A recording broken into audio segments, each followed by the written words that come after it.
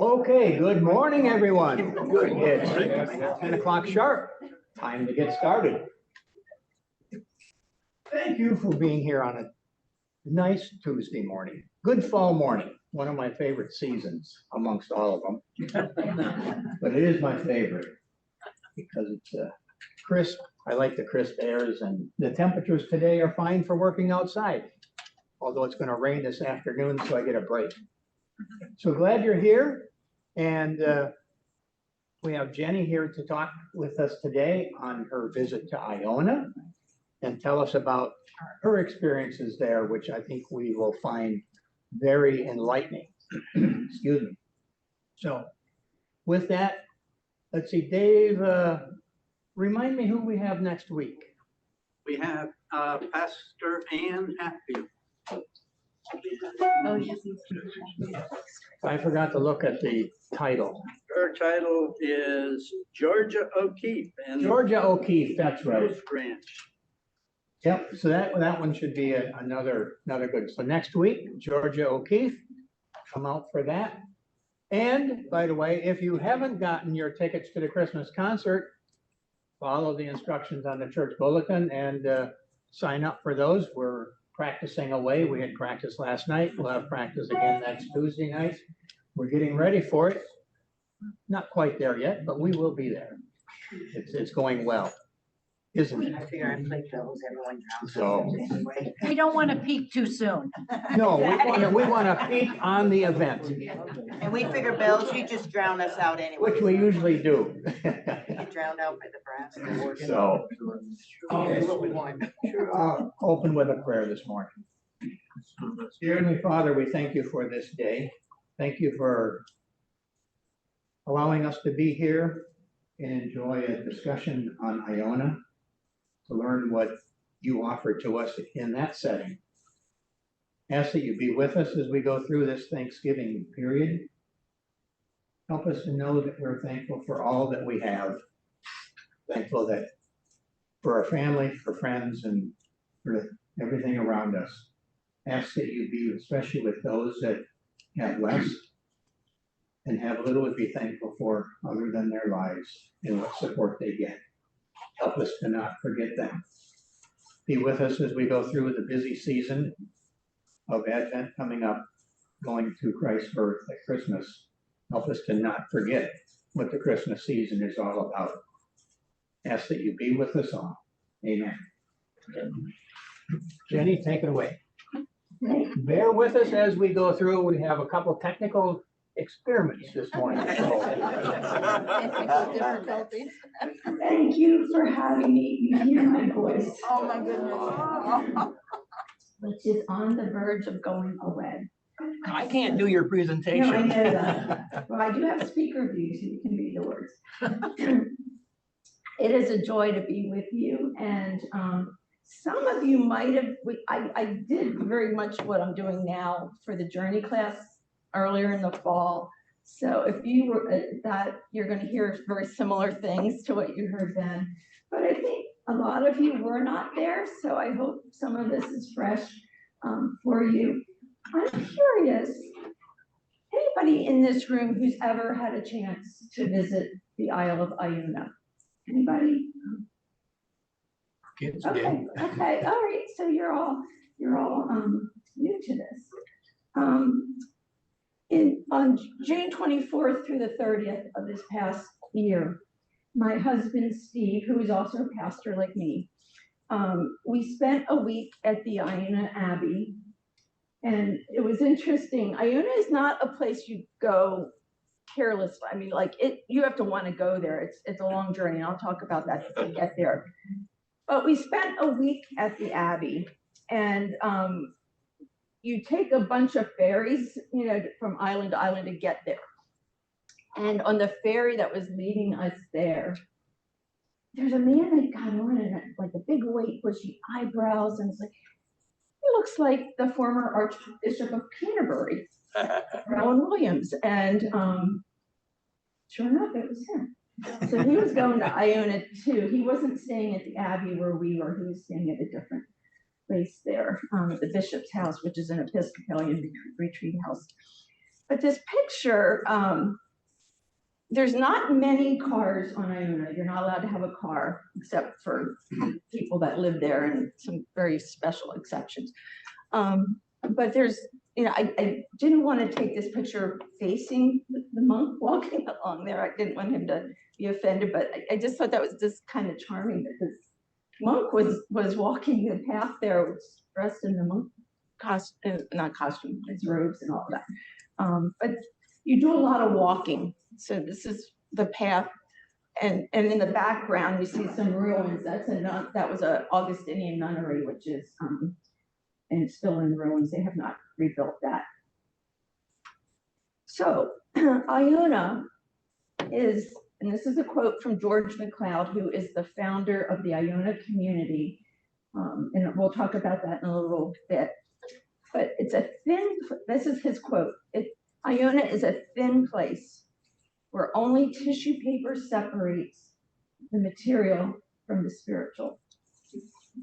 And Iona is a very thin place, a very holy place. It's an island off of an island of Mull, which is off the coast of Scotland. Geologists say that the rock on Iona are among the oldest on Earth.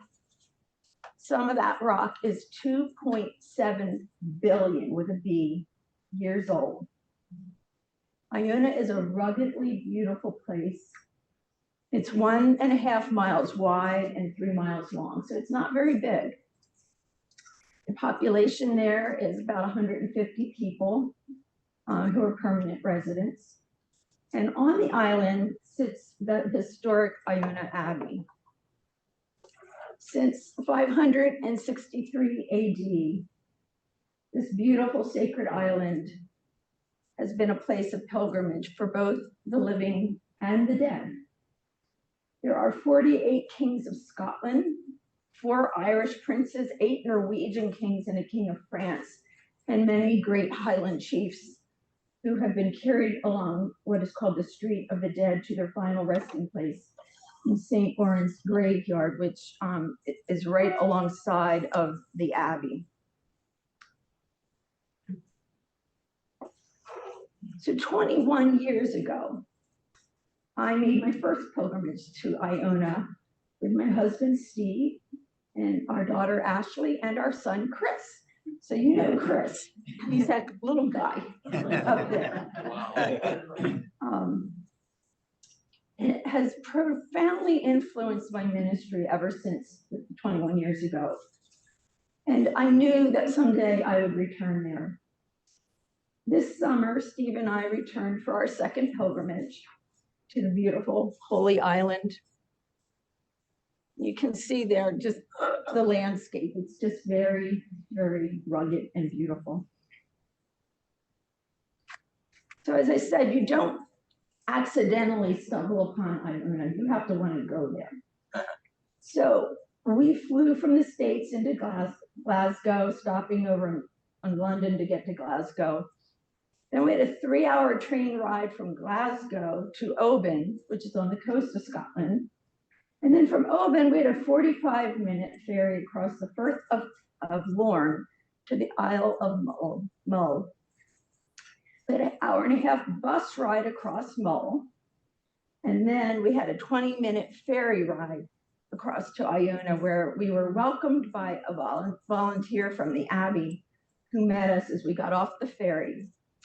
And she walked us up to the Abbey. There was a van that could take our luggage, so we didn't have to carry our luggage up, but we walked up from the ferry landing to the Abbey, where we spent a week in community with other pilgrims from around the world. That week in residence with us, there were people from, I would say the majority were from the UK, but there were folks from France, Portugal, Sweden, the Netherlands, Paraguay, Portugal, and the US, a few of us from the US, who made their own pilgrimage to Iona. So you can see it's not a quick, so my cursor, get it here.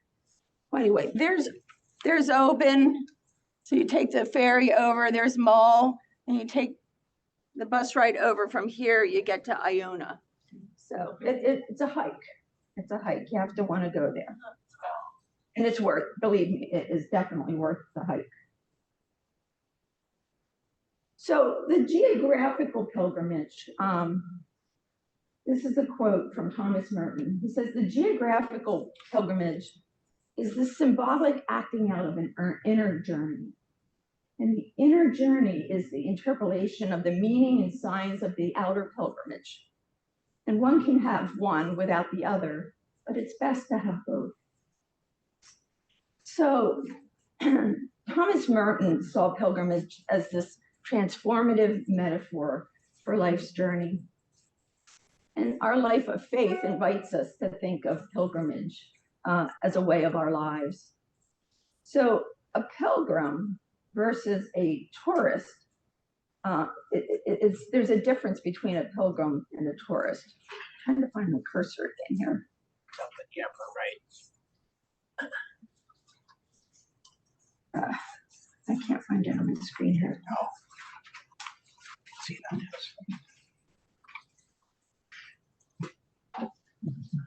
Let me get back.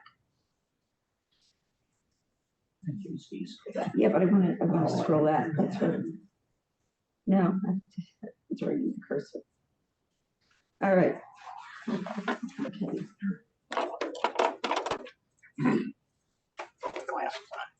Okay, I found it. I found it. It was off the screen. So there's a difference between a pilgrim and a tourist. Any guesses, like some ideas, what might be some of these differences if you're a pilgrim versus a tourist? Tourist is probably looking for more fun, More fun if you're just looking to be a and tourist. just looking and not Mhm. experience, just not absorbing, Not, yeah, not kind of superficial. Superficial. It's more a vacation for. Yeah. More of a vacation. Mhm. Pilgrimage to me would be more introspective, spiritual, Mhm. learning Mhm. and kind of searching for something. Mhm. Did I hear somebody over there? Purposeful. More a pilgrimage would be more purposeful. Mhm. And I would say a pilgrim is more immersed in the culture of where they are versus just coming to observe it and walk away and go somewhere else. All right, those are some good insights.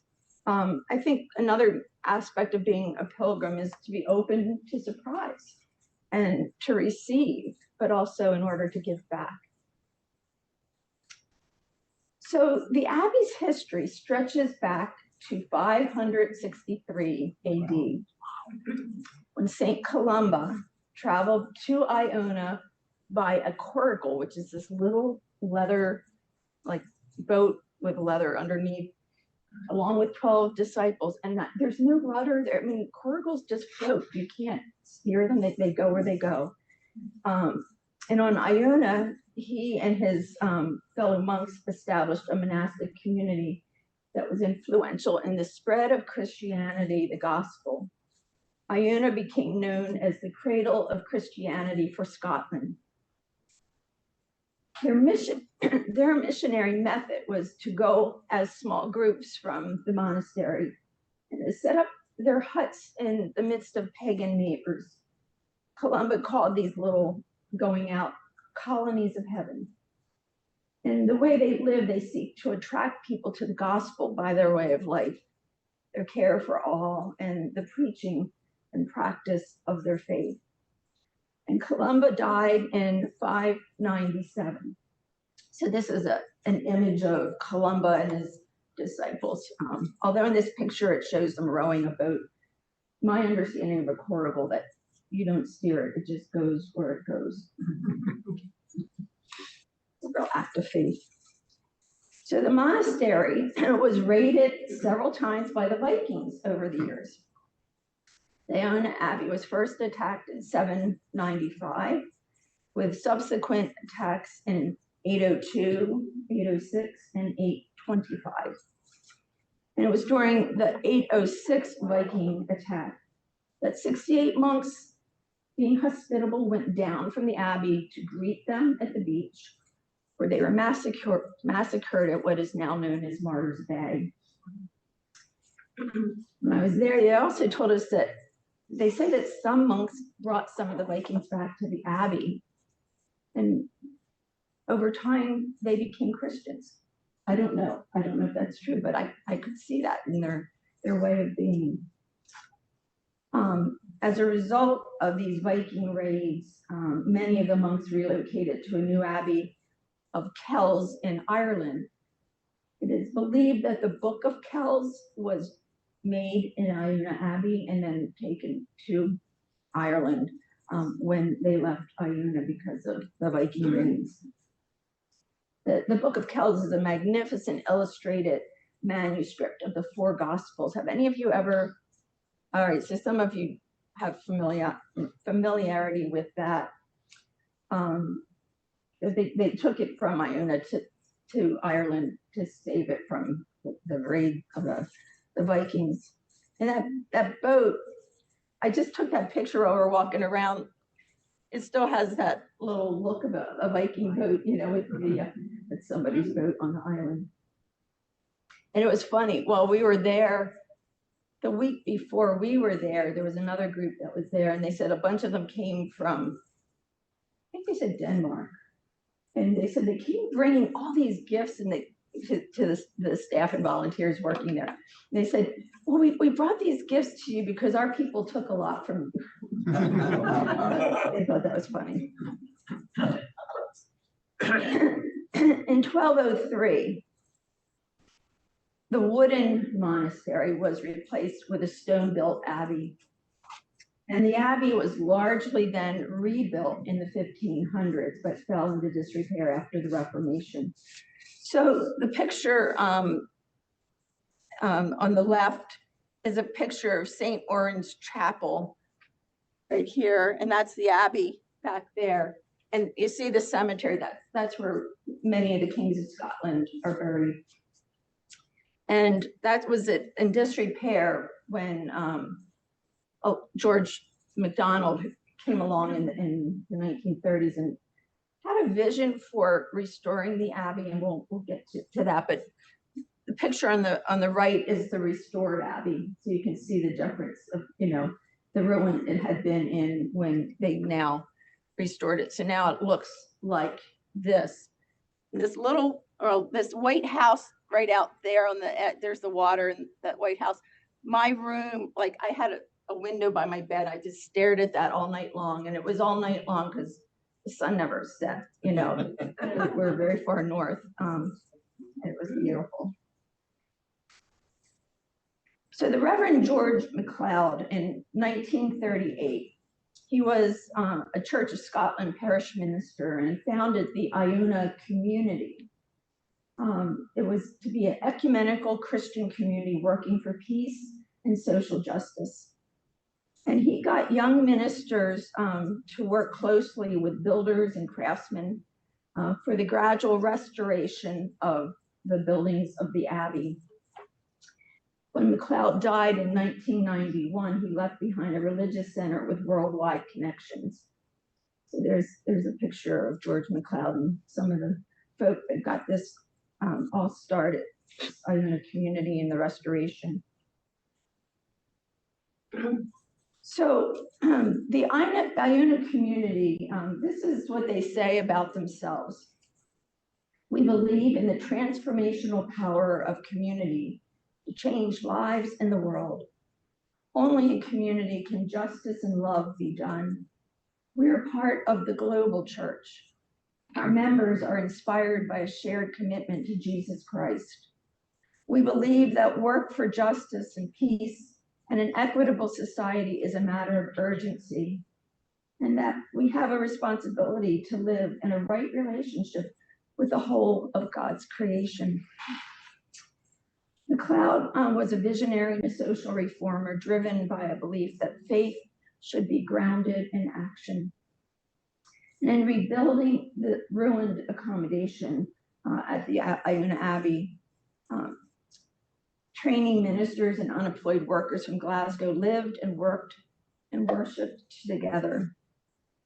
And the physical rebuilding became and remains a sign of hope for the rebuilding of individual lives and of the community in Scotland and beyond. I think that's what attracts people to be part of this. The community and living spaces of Iona were reopened in 2021 after extensive renovation. And there's the Iona Abbey and the Orange Chapel, which you saw in the picture, that like across the street from the Abbey is the Iona community has the McLeod Center, which is a space where the Iona's community's commitment to young people finds its expression. There's also on the Isle of Mull called the Center at Camus, which offers a space for young people to thrive and experience community through immersion in Scotland's wilderness. So it's more of a outdoor camping experience. There are now about 280 members scattered across the globe, mostly in UK, but there's members all around the globe who are part of the Iona community. And they have a growing young adults group as well. They have about 2,000 associate members and friends worldwide. And they meet, the Iona community meet in small local groups called family groups all around the globe. They meet clustered in the regions where they find themselves. And it's through the regions and the family groups that members account to one another for living and keeping their rule of life. So, you know, there is accountability. If you're signing up to be a member, you take vows that you're going to live a certain way. The staff at the Iona Abbey are both paid and voluntary, and they too support the values of the Iona community. And they are integral in hosting community and delivering the programs for the weekly programs at Iona Abbey. The staff at the Island Center share a rhythm of common life with each other and with the guests. So when you go to be a week at the Iona like we did, you are part of that. You're part of this community. It's important to the Iona community that they practice what they preach. And so this is their community rule. This is what they commit to if you're part of the Iona community. 1, daily prayer, worship with others, and regular engagement with the Bible and other material which nourishes us. 2, working for justice and peace, wholeness and reconciliation in our locality, society, and the whole creation. 3, supporting one another in prayer and by meeting, communicating, and accounting with one another for the use of our gifts, money, and time, our use of the earth's resources. And the 4th rule is sharing in the corporate life and organization of the community. So their community rule that they have created is based on a Benedictine rule. So the Abbey, they were Benedictine. There's a nunnery, also the ruins still on Iona. They were Augustinian, but the Abbey is Benedictine. So inspired by the Benedictine communities in the Columban tradition, the members of the Iona community commit to this rule of life, and they hold one another accountable to live that rule. The rule is central to their life and witness of the Iona community and binds them to mutual accountability in their family groups. So this is where I'm going to turn it over to Ted to pull up. I have to get out of this first. I discovered online that you can, if you Google Iona community, you can go to their website, and it's just a beautiful thing if you want to just learn more about the Iona community. But their daily worship is on there every day of the week. So I listened to some of it. So this is just one of the songs from a daily worship. I want you to hear it. It's beautiful, but it gives you a flavor of this Celtic spirituality, this Celtic worship. Were you there an entire week? Yeah, we were there for the week. I'll talk about that a little bit more detail. You said you were part of the community while you were there. Do you remain part of the community? So we were not, I have not taken the vows of the Iona King. I mean, there are people who really, so I'm not part of the Iona community. I support it and I'm part of it. I've not taken that rule of life per se. So every day in our worship though, and I'll be talking about this more, but we would pray. We have morning worship and evening worship. And in the morning, there was always prayer for a different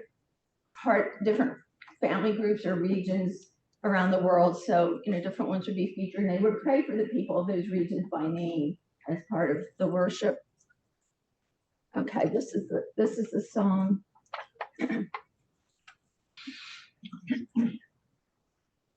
My joy. Blessed are the ones I call the poor, who dearly love me. Blessed are the ones I call the poor, the kingdom is their own for sure. God's kingdom is of heaven, of earth, of fire, of love. Blessed are the ones who deeply mourn, hey, my love, and oh, my joy. Blessed are the ones who deeply mourn, who dearly love me. Blessed are the ones who deeply mourn, God's comfort in their hearts is known. God's kingdom is of heaven, of earth, of fire, of love. Blessed are the ones whose pure hearts shine, hey, my love, and oh, my joy. Blessed are the ones whose pure hearts shine, who dearly love me. Blessed are the ones whose pure hearts shine, they'll see their Lord and with him dine. God's kingdom is of heaven, of earth, of fire, of love. Blessed are the ones who work for peace, hey, my love, and oh, my joy. Blessed are the ones who work for peace, who dearly love me. Blessed are the ones who work for peace, as God's own children they'll increase. God's kingdom is of heaven, of earth, of fire, of love. Blessed are the ones the world puts down, hey, my love, and oh, my joy. Blessed are the ones the world puts down, who dearly love me. Blessed are the ones the world puts down, they'll have the kingdom for their own. God's kingdom is of heaven, of earth, of fire, of love. You may recognize that as the Beatitudes. These are Jesus' words.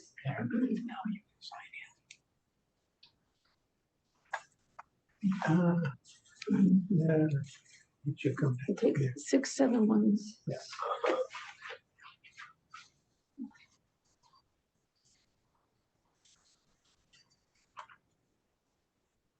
So it just gives you a sense of the beauty of the Iona worship. But if you, like I said, if you went online, you could Google the Iona community and you can worship with them every day. They don't have a camera in Abbey, so it's more like listening, but it is beautiful.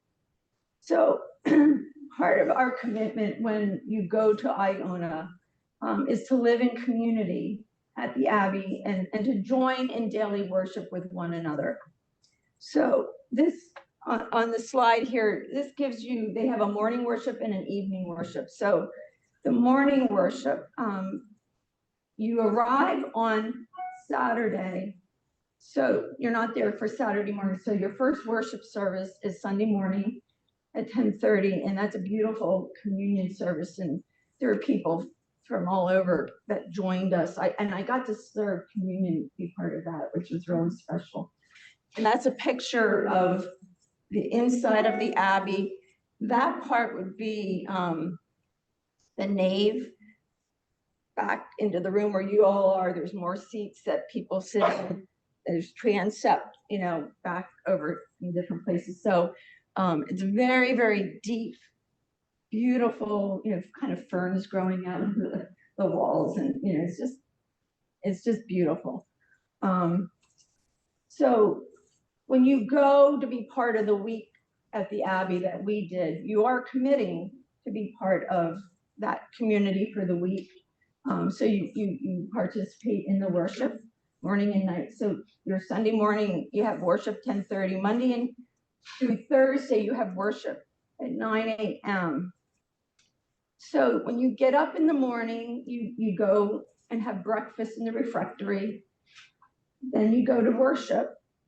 And then we all have little chores to do so that you're part of the community. So they assign you chores at the beginning of the week. And so after worship, we all go and for about a half hour, get our little chores done, cleaning bathrooms and putting out fresh linens and things like that need to be done, or helping in the kitchen. Friday morning, the worship is at 8 in the morning, and Saturday, it's 9 in the morning. So Friday is the day you leave, and so most people aren't here for the Saturday morning, except people that are staff staying on site. But those of us who are only there for the week, we would be departing Friday. So we would have a little earlier worship so we could get down to the ferry.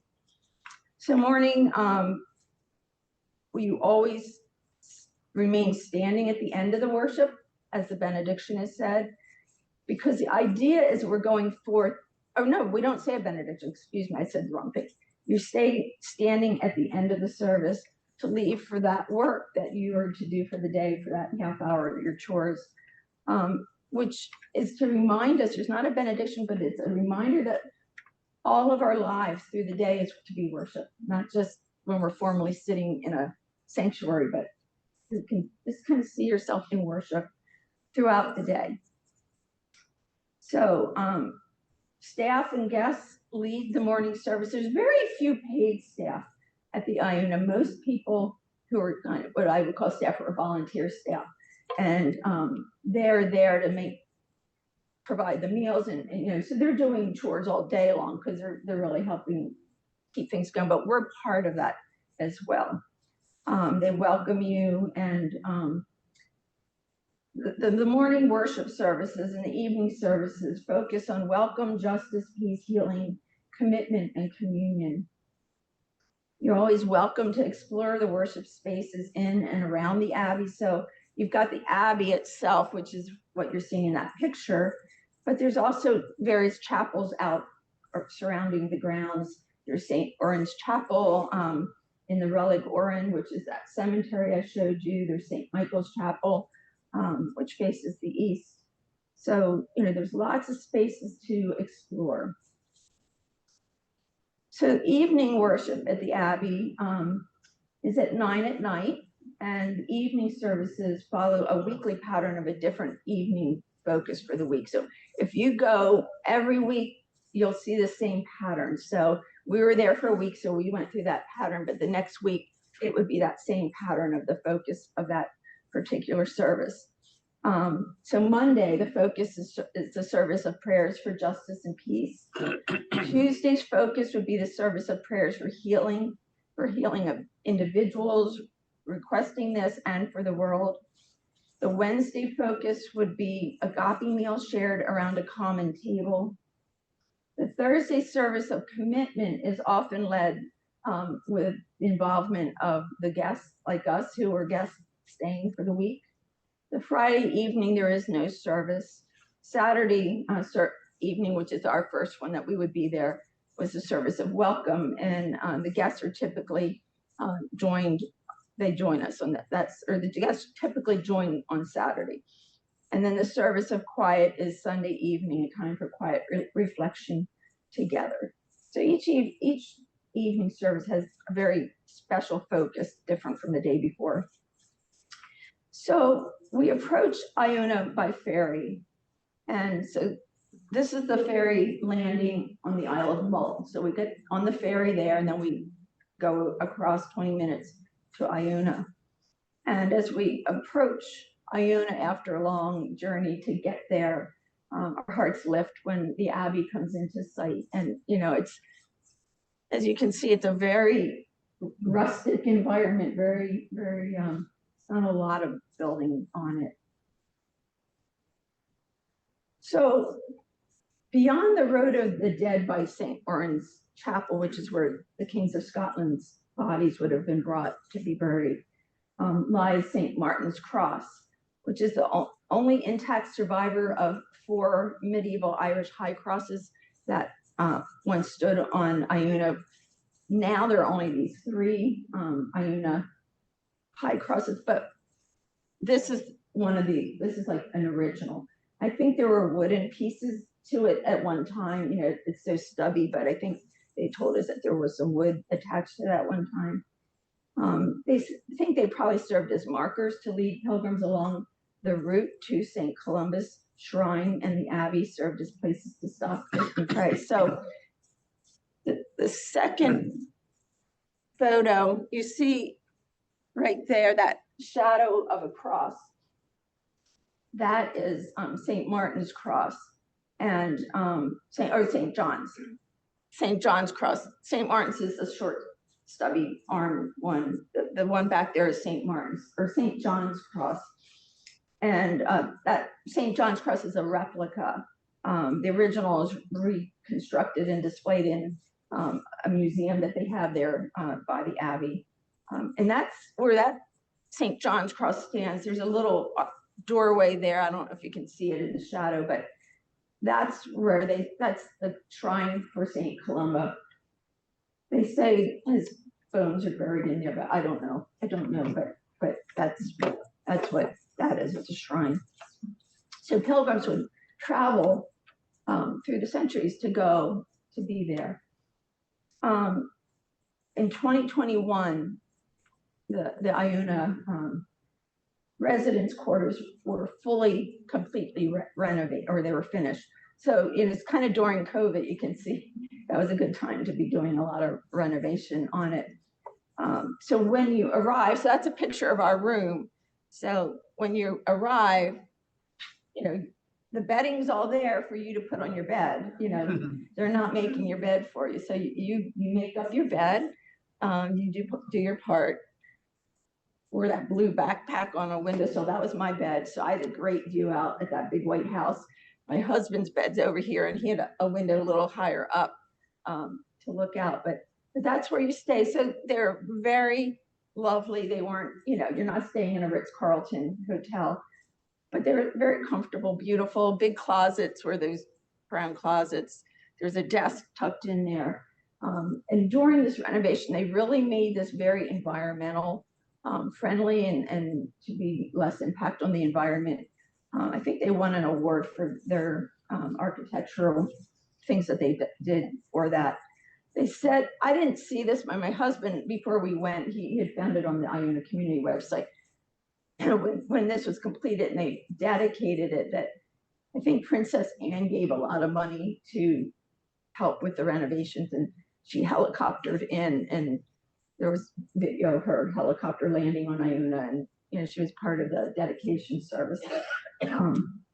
When you get in to your room, there is a journal in each of the rooms, which pilgrims before you wrote in or drew little pictures or whatever, or left little things in it. So you are invited, to write your own reflections. You're invited to draw or whatever. There were some colored pencils and some pads of paper and whatnot there if you wanted to do anything like that. But it was to be blessed by those who came before you, and then what you leave is to bless those who come after you. I thought was a lovely, lovely thing. So each week at the Iona Abbey, there is always a member of the Iona community in residence. So this is Tom Gordon. So he is a member of that Iona community. He was delightful. He was there, going to be there for 2 weeks. So he was there the week we were there. He was there the next week. The week after we were there, John Frost and his family were visiting Iona. We missed each other. But he met Tom Gordon. I think he talked about it in his sermon one time about after the worship, like Tom found Henry and Lena's children, and he was showing them like the carvings in the abbey are just amazing. And there's a monkey, and so he was kind of taking them under his wing. He was just a lovely human being, lovely man. He was with us, and he's a retired pastor from the Church of Scotland. He was a former hospice chaplain, and he's an author. He's written a number of books. So across the road from the Abbey is an Abbey bookstore. They have some other things in there too, but he was doing a reading from one of his books, and Steve and I went over and listened to that. It was wonderful. And being pastors, we bought way more books than we should as people heading into retirement. But he's a great storyteller, and he had written 3 different books for the lectionary. You have 3 years of the lectionary. For each Sunday of the lectionary, he had written like a story to go with each of them. So we of course bought all of that and are now heading into retirement. So and he also writes a daily reflection, which I receive every day in my inbox. So when you come to the Abbey, also there's that journal in the room to write in, but everybody also gets a little welcome booklet. So in the center of it, and that's what I have up on the screen there, is your schedule for the week. So it tells you, each day, what's going to happen in that day.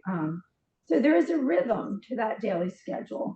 You share meals with one another in the refectory. You worship together in the Abbey Church. You have your task team, chore team.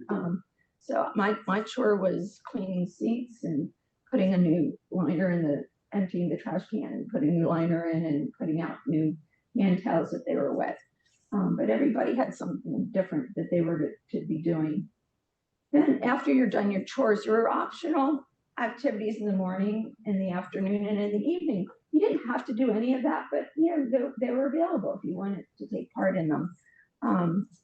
I like to go over several mornings. Across the street from the Abbey was the McLeod Center, and they had a lovely art room in there, and they had a lovely kind of meeting room. And so a couple of mornings there would be some things there that I took part in. One was called Good Beginnings. That we had tea also, and embodied spirituality. On Thursday they had eco psalms, so we were looking a lot at ecology and creation care through the psalms and writing our own psalms. So evening worship, though, then you return to being community, focused on a theme of the day for the week. So the worship, the meals, and the meals, you didn't have to eat a meal there if you wanted, but you did because it was wonderful. But you had a lot of free time if you wanted to do other things on your own. So midweek, every week, they do what's called the Iona pilgrimage. So once a week, if you want to participate, you're welcome to join the pilgrimage, walking all around this island, visiting places of historical and religious significance. And you reflect along the way on this journey of our lives and the life of the world. So at each station where you would stop on this pilgrimage, there's a brief reflection, a prayer, maybe a time of silence or some singing. So the places where you journey and you stop and do some of this is at St. Martin's Cross. So that's that tall original cross that was the little stubby arms on it that we showed you outside the Abbey. We would stop and reflect at the Augustinian Nunnery, the Marble Quarry, St. Columba's Bay, the Macker, the Hermit's Cell, Dunny, and St. Oran's Chapel. I confess, I did this 21 years ago and I loved it. And I've taken that pilgrimage and reformatted it and used it in my ministry over the years in different churches with different people, formatting it to wherever we were using the same idea. This time I had hoped to do it, but it was pouring rain. It was so rain. You end up walking like 7 miles total when you do this. And I opted for a shorter one that didn't go quite as far. So I confess I didn't do the long pilgrimage this time. My husband did. They all came back sopping wet. Next time I go, I will bring rain gear, for that option.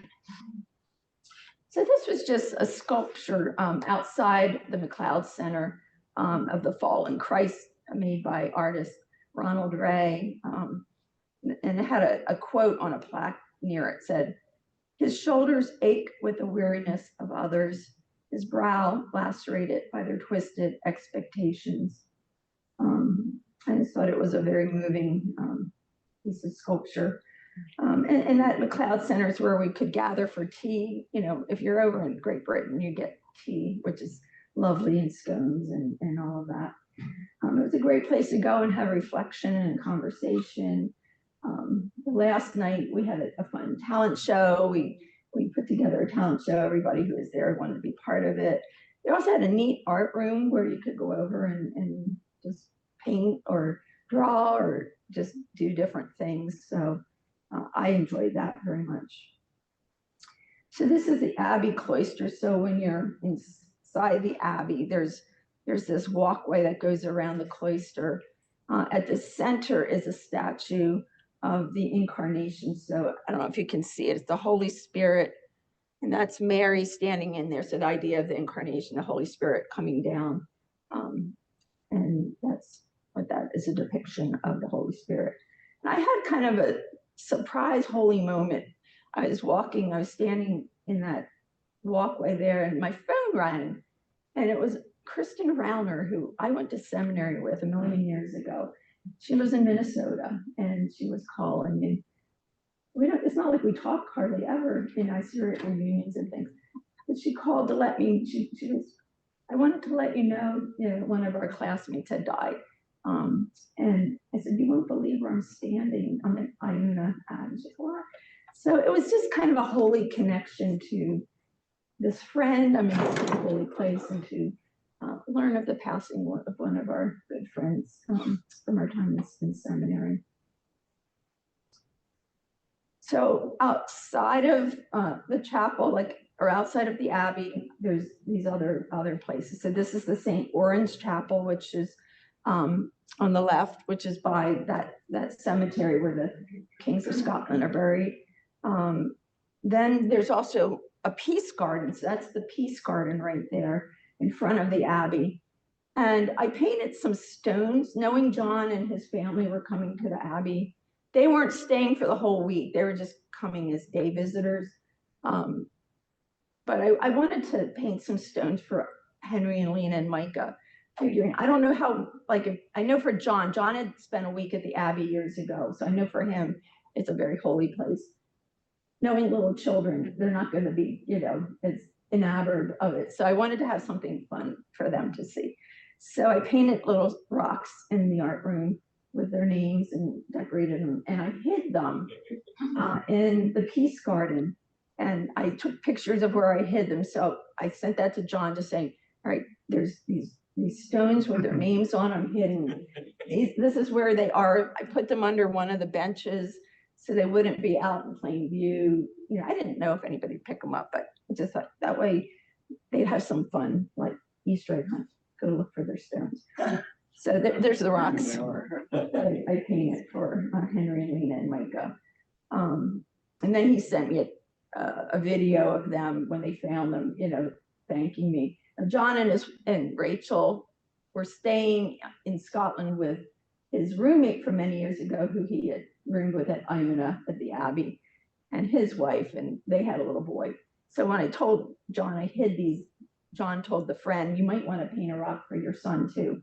He said, you know, 3 5-year-olds can get pretty dramatic. So even that little guy, they had a rock for him. And Lena and Henry were just mystified, like, how did Pastor Jenny know to do it? So Iona is just a beautiful, beautiful place. Sheep and rocks abound.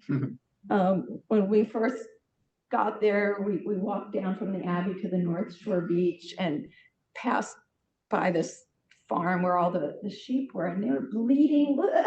You know, like, what is going on? And then we realized they were getting sheared. So they would come and take some back, and they were shearing them right there. And watching that was fascinating. Like, they just thump them down, you know, get that fleece off in one piece and let them go. And so I think the ones, you know, they just, I don't know what they were irate. But then there's the rocks, you know, the rocks. It's so much fun just picking up rocks. And one of the beaches is really rocky, and I didn't do the full pilgrimage this time. I didn't get to that beach, but in the past I did, and it's called Iona Rock. It's a green rock, and I actually found a piece of that. So that was kind of a special treasure from my last time. But I just love picking up the rocks, and when they're wet, you know, all the different colors and whatnot in them. And then this is the beautiful white sandy beach of the North Shore beach. So this was the first day we got there, and I don't know if you can see, there's some people in the water. There's some here. Well, I have a picture of these ladies out further too, and those boys there. And notice me in my coat. I mean, it was cold. You know, this is June, and they had a heat wave for 3 weeks before we came, but then it got cooler again and rainier. So for me, I needed a jacket. I had a sweater, and they're in the water. This is the North Atlantic, you know, it's like, it's not real warm. So the ladies were from the UK. There was another group from the US. So there's a couple he was a pastor in the US. Originally, he's from Scotland, so he still had his Irish or his Scottish accent. And he and his wife were back visiting family in Scotland, and they were at Iona. But he's a pastor in Atlanta, Georgia, somewhere. But then the others from PA, there was a Episcopalian pastor, a woman from his church, and 3 teenage boys. One was the pastor's son, one was the woman's son, and the other didn't have his parents with him, who live in Swarthmore. So, and the 2 of us, so it was kind of funny, you know, of all the places people could come from the US, like we were kind of close by. So the boys were out in the water. And I had a kick watching the boys through the week. I'm thinking, like, what was this experience like for them? You know, everybody else were adults. And I saw them warm up. The one whose parent wasn't with him, he hung out with the adult, like when we'd just be lounging in different kind of open spaces. He'd come and engage in conversations with us. But they warmed up, and, you know, they then were taking part in helping lead worship. And so it was kind of fun watching them. So another thing that we did, which they offer every week if you want, we got another ferry ride from Iona over to the Isle of Staffa, where there was a puffin colony. And that was a highlight from our last trip, so we definitely were not going to not do that again. That was awesome. So as you see, there's these hexagonal rock columns formed millions of years ago by volcanic eruptions. There's that black hole, there's Fingal's Cave, so the boat, not this time, the time we did it before, the boat actually took us into that, and you had to sing, it's like the acoustics were marvelous. And they said that's what inspired Mendelssohn to compose his Hebrides Overture. So you do your puffin spotting at the top of the cliff. So you have to climb up. You have to climb up these rocks to get to the top of the cliffs. And then puffins galore. So they were everywhere. I mean, they like to have humans show up because when the humans are there, but seagulls leave them alone. Seagulls are kind of their enemies. So they don't like, they had a string on the grass. I don't go past there because you could fall off the cliff, but you also don't want to disturb them, but they're just so cute. There is an agape service, which on Wednesday night or Thursday night we had, which they do every week. So you can see the table set in the floor there. This is an ancient tradition of the church, an agape feast. It's always an open table expressing our unity in Christ. And here they use oat cakes and water as the sacramental things that we share, in the sense that every meal should be a sacramental one. This was Pride Week while we were there. So you see the beautiful rainbow, the cups and that. So most of us sat in those, they call that the choir. There are those seats to the sides. So when we were doing the agape feast, they passed the basket with oat cakes back and glasses of water for us. And then they just had a reflection question for us, just turn to our neighbor and have a conversation, which was lovely. In this service, we celebrate our life together in community. So the agape emphasized the inclusivity of the LGBTQ+ community while we were there that week. This is a picture of the refectory where we would take our meals, and that was just always a great time to have fellowship. And every meal starts with a grace, and every meal ends with a grace. So this is one of the prayers that this would not be an uncommon prayer for them to say. Oh God, to those who are hungry, give bread. And to those who have bread, give a hunger for justice.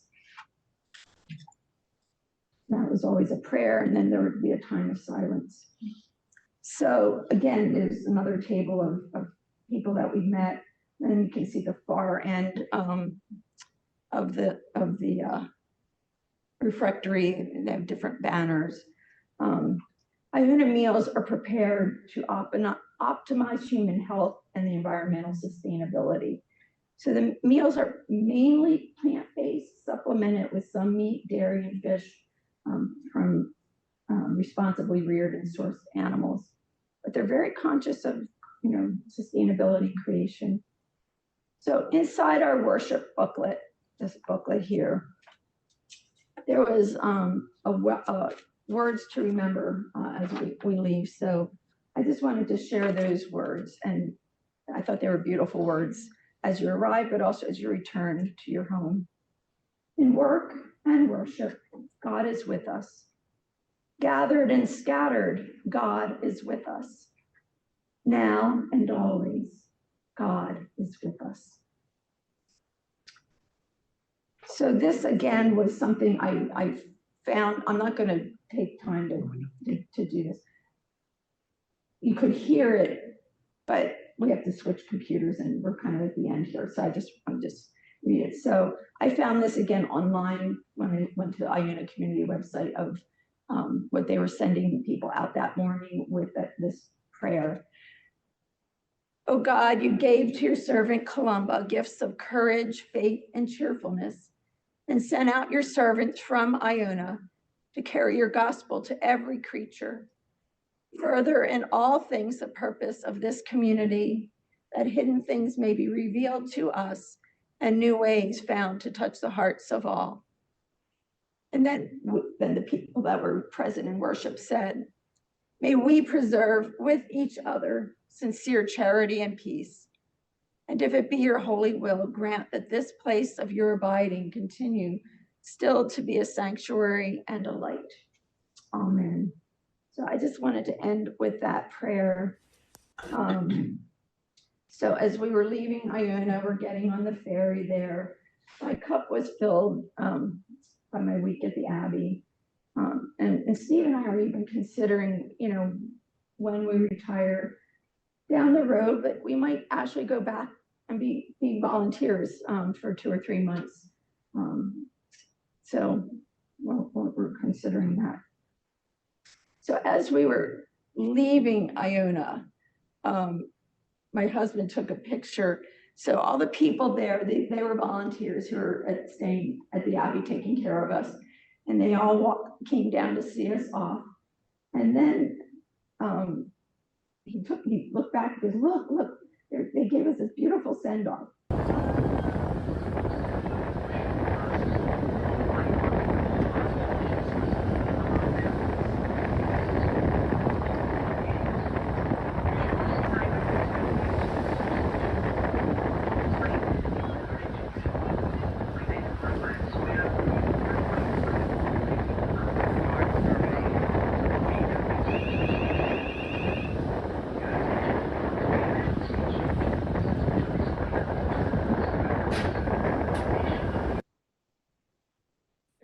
You're hearing the sound of the wind.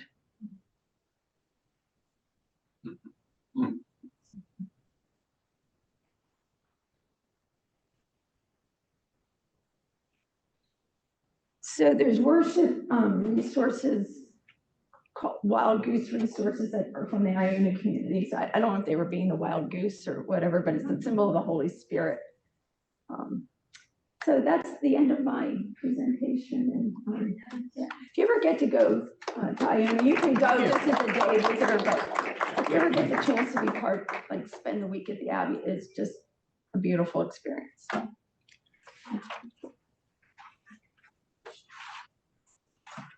And this is the Iona Abbey worship book, which I bought 21 years ago, but they have other ones there too, but I've used this a lot.